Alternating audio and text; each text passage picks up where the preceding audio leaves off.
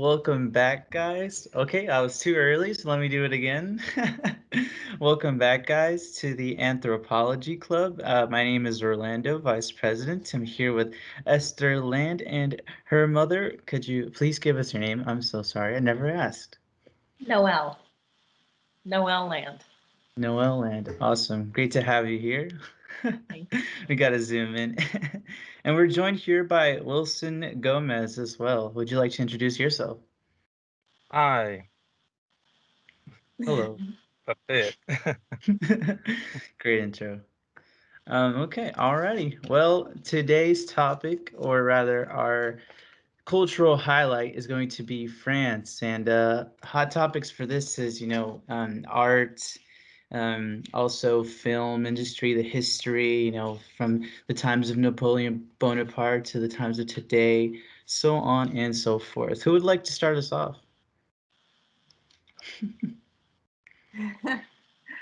Well, actually, I was watching a history of France kind of video. I don't know if y'all have seen those. They're like the history of France in 23 minutes or something like that. That's And it went back all the way to when the Franks were, uh, because France is from the Frankish kingdoms, the Frankish tribes. And apparently, it actually covered most of the continent of Europe, not including England, and but it was really, really big. So if you think about, you know, the French culture, and then if you think about other cultures that are around it, they're all very similar, mm, because they all are based and uh, they were all part of the same country. And the what's it called, border lines have changed so much since then that the culture of France, we can't just look at France. We mm. have to look at Spain and Austria and England and all of those places if we really want to capture the essence of France. So that's just something that I was thinking about today. Cool. Yeah. What are some of the things you feel like interconnect those countries that are surrounding it, though? Mm, it's a good question. Well, I wouldn't say the language as much because uh, there is definitely a language barrier there. Uh, it's hard for me to put my finger on it. I haven't really done an in-depth study of France from that. From that era? Yeah. Yeah. Yeah, I also kind of my concentration on it was sort of more around the French Revolution and like the ongoings there. Um, but in terms of just like in a general speaking of like French culture, I've noticed, I guess, kind of starting from the French Revolution, it's kind of been this idea of, oh, we're kind of going against the norm. We're sort of starting our new wave, our own era, and you see that with things like art. You see that with the Impressionist movement, how they kind of skewed from realism. And you also see that in like the cinema. And going back to the Impressionist movement, basically, realism was kind of getting its start and it was really big. But what the French liked to do, they took the idea of, I'm sorry, the idea of realism where basically they were saying, oh, we would like to focus more on religious or mythical kind of sort of portraits, but instead they took that and instead they kind of went with more realistic scenes, but not necessarily just what's going on there, but rather the impression they got from it. They were focused on the shadow, the lighting, and how the trees fell, and sort of this texture and color that was kind of new, and it was a lot for people to take in when it first came around. And that's one thing I kind of correlated with like the French Revolution, where basically they like to start their own new wave. So I don't know if you guys know anything about that. Anything? They do definitely, wanted to buck the system and get away from the traditional political ties and everything and go with their own way of, out with the monarchy and we're going to run with everything ourselves. And yeah, that whole mentality there carries over and Yeah. probably started even before that, which led into it. No, that's totally true. From everything that I've seen and heard and learned about France, it does seem like they're more of the rebellious, spunky kind of type of country. And, Yeah. every country has their own personality, I would say, that they just embody. And I don't know if y'all know about Enneagram types. That's kind of personality and, what type of personality. Mm. And I would say that the France would be classify as the Enneagram 4, which is very much the individualistic type of people. Like if you remember during the American Revolution, we were trying to, you know, get away from England, and they were like, "Yes, help the rebels." um, I don't know. This is all my opinion, Yeah. what I've seen. So please, nobody get offended at this. They have a lot of confidence in their culture too, though. They really they embrace that individuality that they have. And when you go to their country, you just feel their sense of pride in their heritage and their culture, their language, everything about it. So they definitely feel like their country and everything about it is really worthwhile on taking pride in and being a part of. Yeah. And also, I mean, just to kind of add on to what you guys are saying, what's really interesting is how they kind of perceive relationships and sort of idealism. Where, in America, a lot of our, the way we look at things is like relationships, we want people to be our best friends, like our significant other, or we kind of expect certain things and certain qualities out of relationships. But in France, it's kind of, they're more, I guess, more realistic in a sense and what they perceive to be a partner. It's kind of funny. They see it as oh, it's good to have a mystery in the relationship, so that it's not that you figured out the person that you're with right away, but rather throughout your whole lifetime you get to find the person. And I thought that was pretty interesting approach to how to look at relationships, because so often here you have things like romantic comedies and these sort of romantic stories, and over there's kind of different, and they're more, also I found was kind of interesting, a little weird too, but they're more open about their relationships. It's not uncommon for people to have affairs over there, which is kind of funny. You might think it's weird here, but it's not uncommon over there. It's also not uncommon to have children without being married, and so it's quite a bit different from our own perspective and the way we look at things. But I also see that kind of like in their movies as well, where basically they're not looking at life through this kind of this picture, this idealized picture. They're looking at it more realistically. It's more of a focus on not what we want to see a person as, but what a person could really be. I guess I can't really say that, right? I feel like I'm kind of confused there. But I don't know. I thought that was pretty interesting. It was more realistic.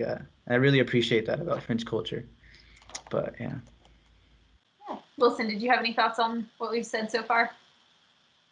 No, I agree. One thing that's kind of interesting about the relationship aspect, I've heard that there are situations where like a young guy and a girl will go on dates, and there's a situation I remember where an American guy was dating a French girl, and at one point he asked, "So, like, are we a couple? Like, are we boyfriend and girlfriend?"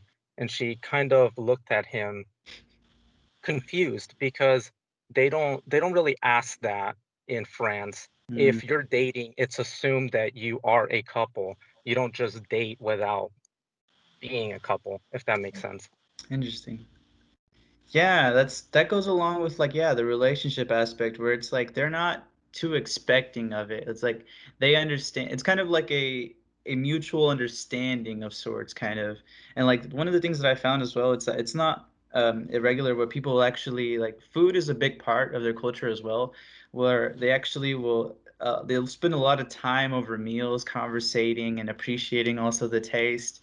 And that's also a thing with relationships, where people will spend a large amount of time just conversating over food and socializing like that. But I thought that was pretty interesting as well.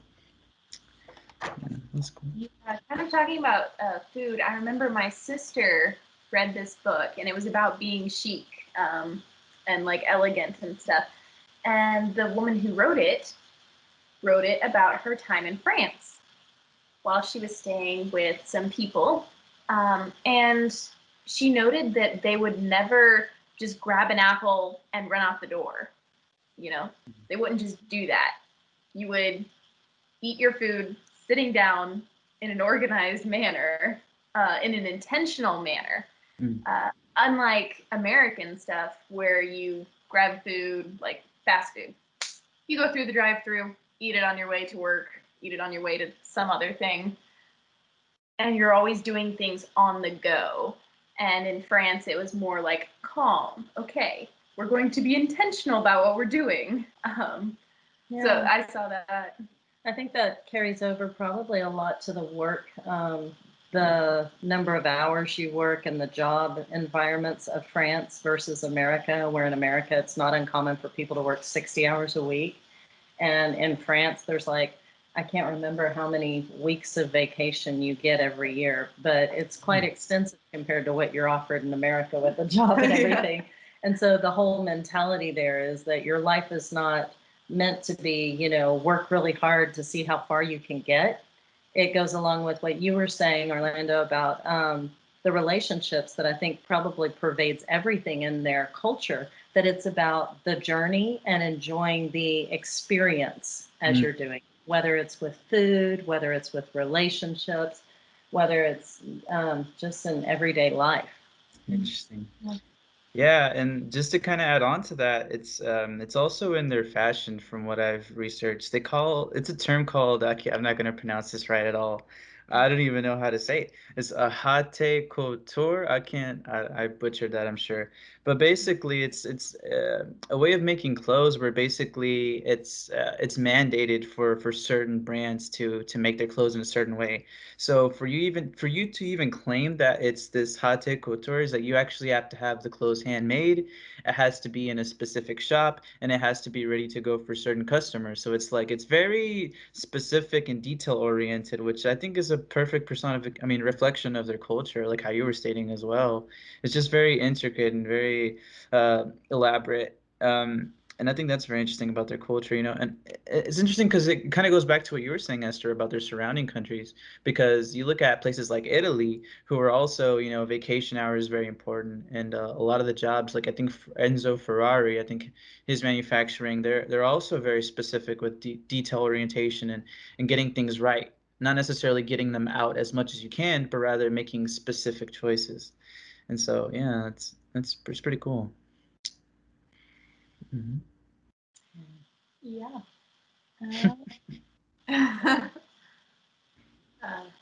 But did you guys like learn anything about their food and cuisine? They make good croissants.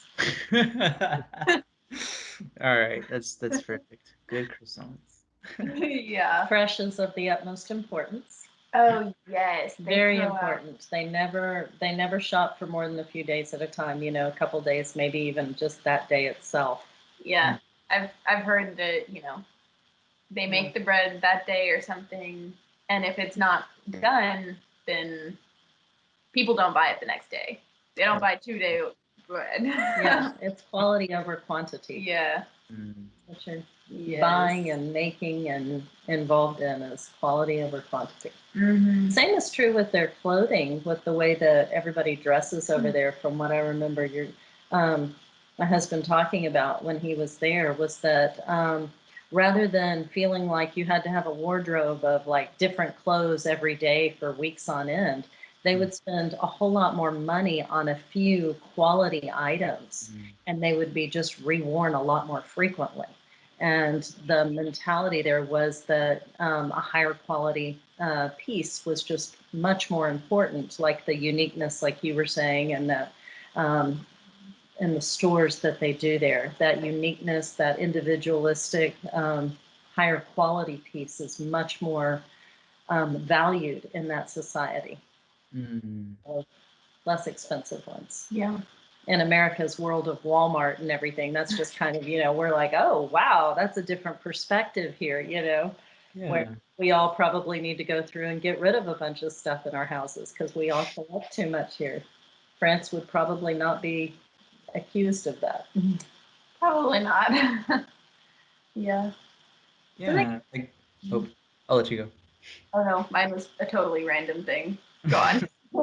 I was just gonna say something random too. I mean, I guess that's why you can describe it as like the most romantic country, just because, everything just seems so poetic, going back to like their films and how colorful and how they pay so much attention to cinematography to focus on the smaller, more subtle things to kind of make this overall message and tone. And I really appreciate that because I don't know if you guys ever watched this film. It's Amelie. I don't know if you guys are familiar with it. It's a really nice film. But it basically follows around a girl who she's kind of shy and she doesn't necessarily fit in, but basically she goes around the city and she notices like the small aspects of life, and like she essentially is conversating with people and kind of generalizes their life just from their small interactions. And I think that's a really good way to kind of reflect on their culture as a whole, where it's like it's not necessarily about just these big ideas, but like the smaller things that matter in life and sort of how important they are to them as a culture. And I feel like that in and of itself is romantic. That in and of itself is poetic, and it makes me like, man, I really want to go visit France now. Like I want to go to Paris or something, because it just sounds awesome. Yeah. Yeah. That actually reminds me of something. Like you're saying, they're more focused on like the little things, and like you were saying that they don't idolize working 60-hour weeks and stuff. Um, and I'm not sure about what the suicide rates would be in France. Maybe Orlando, you could look that up. Probably. I know that Japan is very much into working very hard, and they have higher suicide rates. And also, South Korea has very high suicide rates. I don't know if that one is more peer pressure or achieving kind of things. But then, also America, there are pretty high suicide rates here. And just kind of looking at the general perspective of each country towards what life is all about, I would think that France maybe has a lower suicide rate than maybe America and Japan and South Korea. Did you find Yeah, anything? you're actually right. It's let me see here. It looks like it's 12.1 suicide rate versus like how you were saying South Korea that has, oh, I just saw it. It's 20.2, which is pretty, it's crazy. That's really significant. Yeah. Yeah. And it's less than North America as well, which is at 13.7. So yeah, that's interesting. Yeah. Hmm. Although I think that Canada lowers ours, lowers the U.S. rate. Oh, Canada. Yeah. Oh man. Canada. Yeah. Canada's so nice. I wonder if most of the suicides in France, I've heard that they're related to the bac, where the students are trying to get into the university, and they are taking the test, and it's all geared around at the end of their high school years. It's like our SAT, and there's a lot of pressure on that. I wonder if a lot of theirs are age correlated to that time frame. Mm-hmm. Hey guys, look, I'm orange now. That's a thing. Okay, let me turn off my camera. Turn it back on. Okay, back to normal. Great. Oh man. Doo. But Maybe we should. I read up on some of their cuisine, their food, and like they described it as heavy sauce and really complicated preparation, basically. And I'll be honest, I looked at some of the ingredients. I was like, oh, that's kind of cool. I want to try some of these things. So, and it also looks like they braise a lot with red wines and some things like that. I was like, man, that's kind of interesting. Kind of put some flavors in that. Yeah, I'm gonna go ahead and try that right now. What's that? Biof. I can't say these words. What? Nothing. Continue. I forgot what I was gonna say. What's he gonna make? Oh yeah. You said that you were gonna try out a French cuisine. Oh yeah, I want to try out some other French cuisines because it's kind of cool what it looks like they put in there. But that's about the What is gist. it? Do you Huh? remember? Do you remember what What's it? they put in it? So there's this one called I can't say these words and that's embarrassing. Bœuf bourguignon. So it's like a stew made of beef, braised in red wine, and a beef broth seasoned with garlic, onions, and mushrooms. I was like, that looks kind of interesting. And then go vin. I'm saying all these words wrong. But basically, it's chicken with burgundy wine, and lardons, and mushrooms, onions, and optional garlic. So a lot of garlic. I'm seeing a lot of garlic, wine, sauces. That's kind of cool. Mhm. But interestingly enough, French fries were not origin, or they don't have an origin in France. I've been No, lied to they're my whole life. Belgium. Mhm. Yeah, that's what it French looks. dressing too. French dressing is not French dressing. They call French dressing like salad dressing. That's called French dressing. They call it American dressing. Yeah, That's I heard another. that Thomas Jefferson discovered French fries while in France, and so thus he called them French fries. And there you go. That's why they're called French fries. Oh man. Wow. That sounds good. They were probably British because Oh, you they think they're always British? fish and chips. Yeah, fish and Mm. chips. Where from? They call them fish and chips in Are they from England? England, and they fry the potatoes, and they're called chips, but they're Mm. really French. So they're not American fries. I don't know if England came up with them first, but possible. I don't know. We'll have to look into that. Let's see. More For reason. Thomas Jefferson not to have discovered them until he was overseas makes me think maybe they did come Oh from there. yeah, that's true. Maybe. Maybe we could Google it. I don't know. Oh, Um, yeah. yeah. All right. Any Um, huh. anyone? I think I'm okay for now. How about you guys? I'd like to know if anybody knows. I mean, in America, we like heavily rely on ketchup for our food. Ketchup, mayonnaise, mustard. It's like Americans can't live without those sauces, or barbecue sauce in Texas. Let's just be honest here. That's true. Barbecue sauce, you just won't get out of the state without it.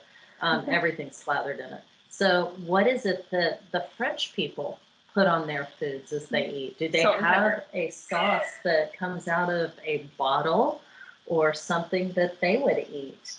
Or does it all have to be? It may all have to be, home done at the house, rather than something bottled. Yes. I think I know. What do you do? Why? Why? What is that? What? Wine. Wine is their sauce for everything. Oh, wine. Yeah, basically. It looks like that's what it is. Yeah. I don't know if they have one that they rely on like we do in America in a bottle that you can put on just about anything. Mm-hmm. I've never I heard mean, of one. we rely a lot on corn syrup and corn products. Hmm. In In so many cooking? things. Yeah, in cooking. Mhm. And if you think about it, we grow corn a lot. Mhm. But if you go to France, they grow a lot of grapes. The south of France, especially, they have a lot of vineyards there. Sure. So it would make sense to use. Olives on the Mediterranean. Oh, that's They true. have a lot of olive oil, olives, and things like that on the south side Mhm. where it's nice and warm. Yeah, so it would make sense for wine and grape juice and any grape products to be the norm.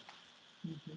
Yeah, it looks like they make a lot of homemade sauce, basically. That's kind of their focus. And a lot of different ingredients, which I think is pretty cool. Like, what is one other famous one? Ratatouille.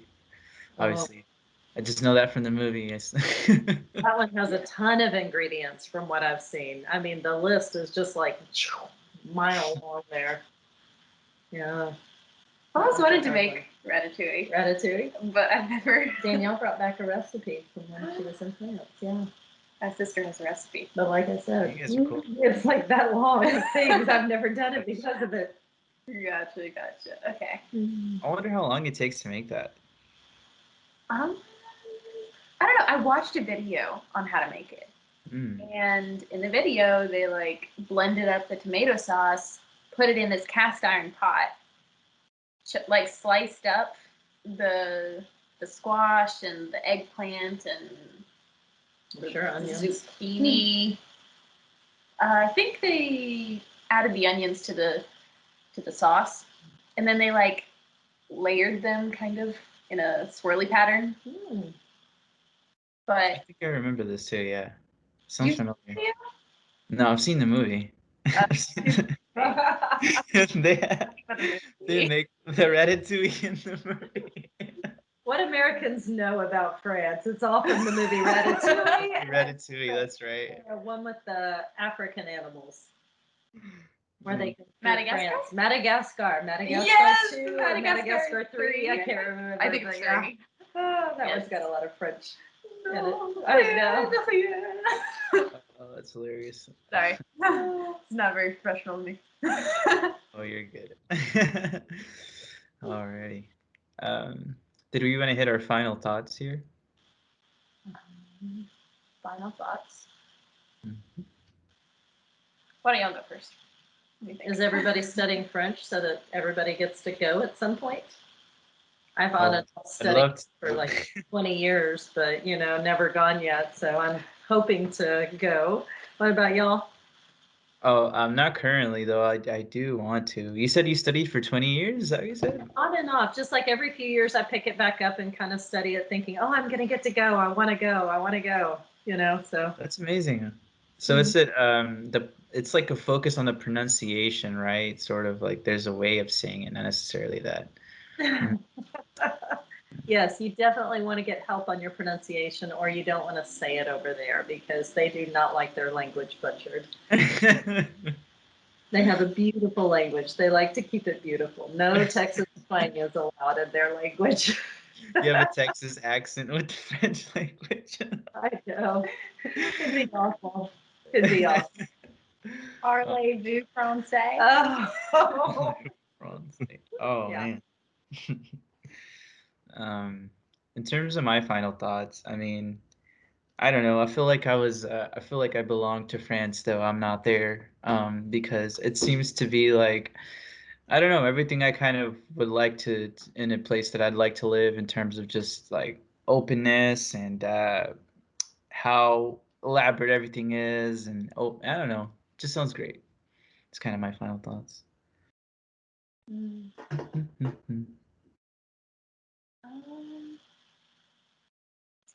I don't know. It does sound like a very beautiful place to go to, and the culture does sound very nice, very calm, which I think is it's like it seems like a serene place to visit. So I think I would like to visit it eventually. That's my thought. What about you, Wilson? Anything? Yeah, I think if possible, people should go. Seems like a great place. All right. Yeah. Well, thank you so much for joining us. This is the Anthropology Club signing off. Everything that we've said is our opinion and is not necessarily scientifically backed or researched to the full maximum. So if you would like to learn anything or would you like to prove us wrong on anything, then do the research and let us know. We'll fix our thoughts. All right. Bye. Okay. All right. I'll stop the recording. All right.